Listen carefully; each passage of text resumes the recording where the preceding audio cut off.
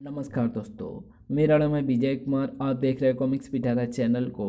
तो चलिए दोस्तों, राज कॉमिक्स में वंडरमैन परमाणु की इस शानदार स्टोरी को शुरू करते हैं, जिसका नाम है तबाह होगी दिल्ली। आप देख सकते हैं इसका कवर पृष्ठ, जो कि कुछ इस तरह का है। ओके।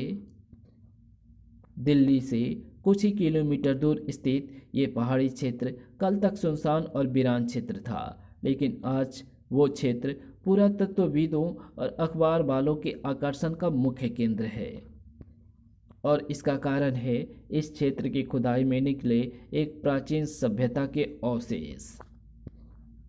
इस गुफा में आज एक अत्यंत महत्वपूर्ण हिस्से की खुदाई का काम चल रहा है, और जब तक वो काम पूरा नहीं हो जाता तब तक कोई अंदर नहीं जाना चाहिए।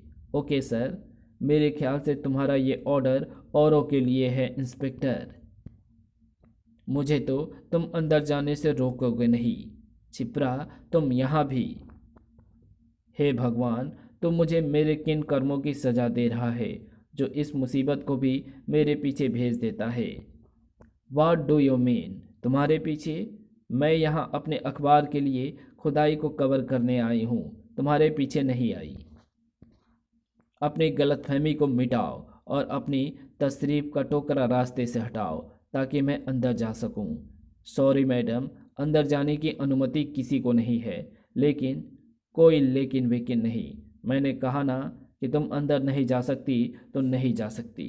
इसका मतलब अंदर जो खुदाई चल रही है वो बहुत ही महत्वपूर्ण है। अगर मैं उसकी कवरिंग करने में सफल हो जाऊं तो मेरे वारे न्यारे हो जाएंगे। इस गुफा के ऊपर चढ़कर देखती हूँ, शायद वहां से अंदर जाने का कोई रास्ता मैं ढूंढ सकूं। गुफा के अंदर जैसे जैसे गड्ढा गहरा होता जा रहा है, वैसे वैसी चमक तेज होती जा रही है सर।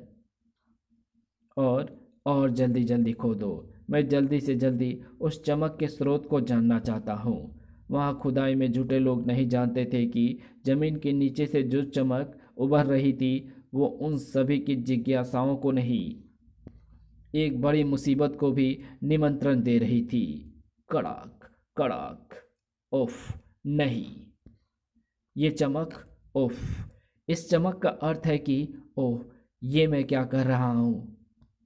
इस चमक के अर्थ अनर्थ को समझने में अपना समय व्यर्थ क्यों कर रहा हूँ। वो क्यों नहीं करता जो मुझे इस चमक को देखने के तुरंत बाद करना चाहिए।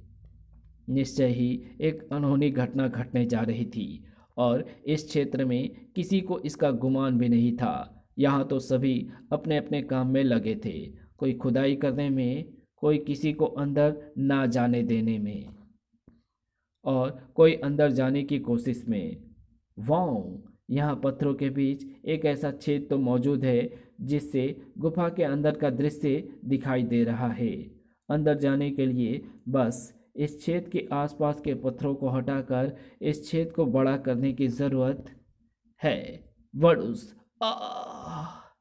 अचानक छिपरा का सारा शरीर उस तेज रोशनी से नहा गया, जो हवा में स्थित उस रोशनी के पुंज से निकला था। इसी समय नीचे, ओह, तो ये शैतानी सिर है, जमीन से निकलने वाली तेज चमक का स्रोत। इसके माथे पर मौजूद इस हीरे से निकलकर चमक हमें आकर्षित कर रही है। सर, मेरे ख्याल से ये शैतानी सिर उसी धड़ का एक हिस्सा है जो परसों वहाँ खुदाई में निकला था। हो सकता है। हम सब तसल्ली से इसका मिलान करेंगे। फिलहाल इस सिर को म्यूजियम में रखे धड़ के पास पहुंचाने का इंतजाम करो। घर घर। ओह! सभी की बातें ऊपर से गूंजी उस गड़गड़ाहट के कारण बीच में ही रुक गई। गड़गड़ाहट। कड़ुम बड़ुम। Oh no. उफ, ये क्या है। जवाब ऐसा मिलेगा, ऐसा उम्मीद किसी को नहीं थी। वड़ुम। आ आ भागो, बचाओ। गुफा के अंदर फैले इस खलबली ने बाहर भगदड़ मचा दी। अंदर कुछ गड़बड़ है। आओ। तेजी से अंदर की तरफ भाग खड़े हुए इंस्पेक्टर विनय और अन्य पुलिस वाले जल्द ही उस रोंगोटे खड़े कर देने वाले दृश्य से दो चार हुए। ओह नो, क्या मुसीबत है ये।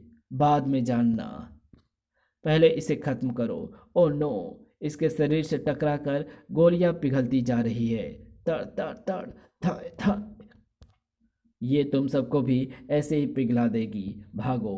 इस बला को संभालना इंस्पेक्टर विनय के बस का नहीं है। इससे तो निपट सकता है सिर्फ परमाणु।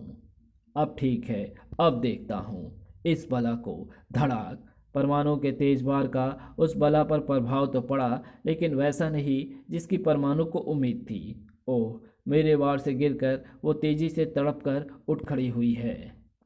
बला के वार ने परमाणु को तिनके की तरह उड़ाकर गुफा की चट्टानी दीवार पर दे मारा। परमाणु के संभलने से पहले ही उस पर दूसरा वार भी हो गया।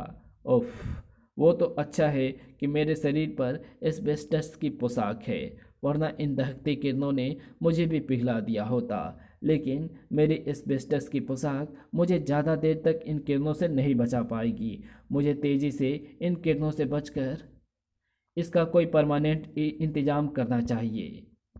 लेकिन परमाणु की सोच पर घड़ों पानी फिर गया। तब जब परमाणु रस्सी सैकड़ों टुकड़ों में बिखर गई। ओह नहीं, देखें परमाणु छल्लों का क्या होता है। ओह, परमाणु छल्ले भी बेकार हुए। अब मेरा क्या होगा? कैसे बचूंगा मैं इससे? कैसे रोकूंगा मैं इसे? एक मिनट, इस बला का मकसद क्या है? क्या करने आई है ये यहाँ पर? और ये है कौन? अपने सवालों का जवाब पाने के लिए परमाणु ने पहली बार उस बला को गौर से देखा। बस इसी के साथ परमाणु ऐसे उछल पड़ा मानो उसने एफिल टावर को सचिन तेंदुलकर के साथ क्रिकेट खेलते देख लिया हो। मैं उस बला की उंगलियों में मौजूद अंगूठियों को खूब पहचानता हूँ। वो बला और कोई नहीं, छिपरा है। लेकिन वो एक साधारण लड़की से एक बेहद खतरनाक शक्ति में कैसे बदल गई?